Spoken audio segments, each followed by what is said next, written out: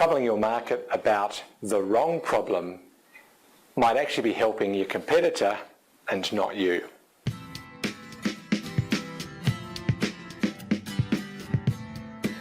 Businesses spend money to fix problems or avoid problems in the future. What I'm going to show you now is why not all problems are to your advantage.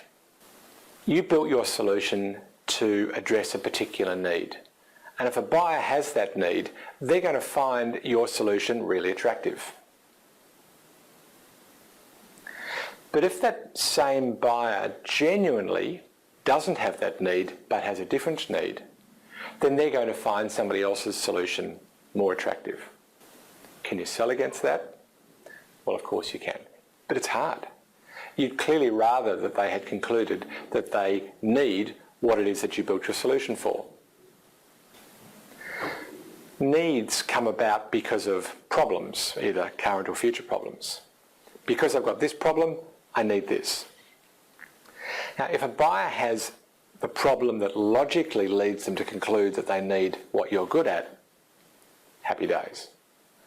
But if they actually have a different problem, the problem that in fact leads a logical buyer to conclude they have a different need, then they're going to conclude that they have a different need and they're going to find your competitor's solution more attractive.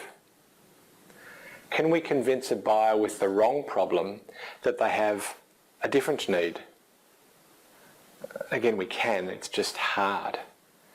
Clearly we would be better off if they were troubled about the right problem in the first place. So why am I showing you more circles and arrows than an Arlo Guthrie film clip? Two reasons. I'm getting you into the mind of the buyer, the way they think. But I'm also asking you to think 2 or even 3 chess moves ahead. If this, then that. So we need to change their concept of what problem they actually have. Well, that's good, but there's a better approach. And the better approach is to trouble them about the right problem in the first place.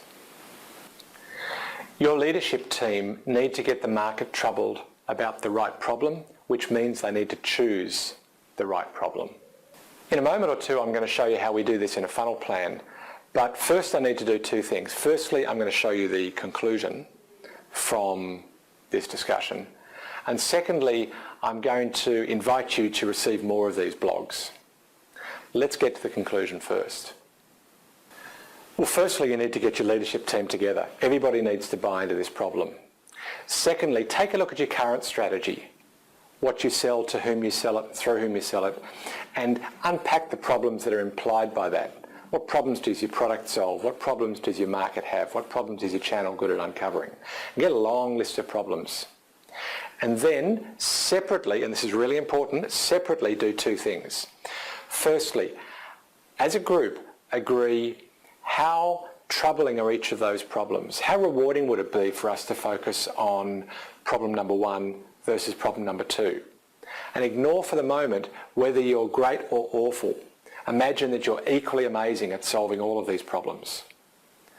And answer this question: how rewarding would it be if we were to be amazing at solving problem number 1 versus problem number 2? Then separately, and again this separation is important, ask yourself, how good are we at solving problem number 1 and problem number 2, etc. And based on that analysis, you want to choose a problem to focus your business around solving, to become the best in the world at solving. In an ideal world, it's going to be a problem that would be incredibly rewarding if you're good at it, and you are already. That's nirvana. If you can't find a problem like that, find one that would be rewarding and work out what it would take to be amazing at solving that problem. A rewarding problem that you're great at solving. You actually want the combination of the 2 if you can.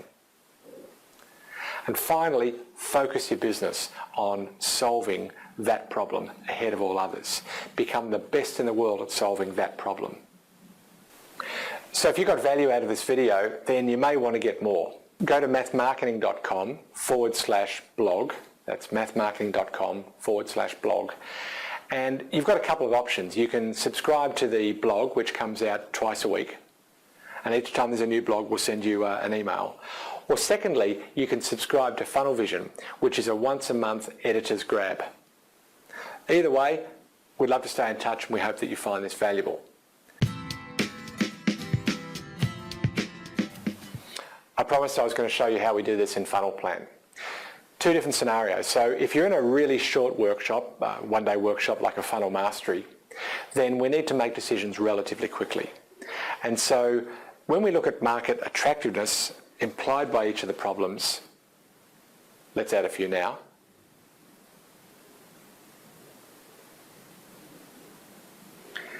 Then for attractiveness, we just consider how painful the problem is for the market. So assess each of those problems according to how much pain they create for your target market. Let's do that now. Then, separately, again, this separation is really important, assess how well you solve each of those problems.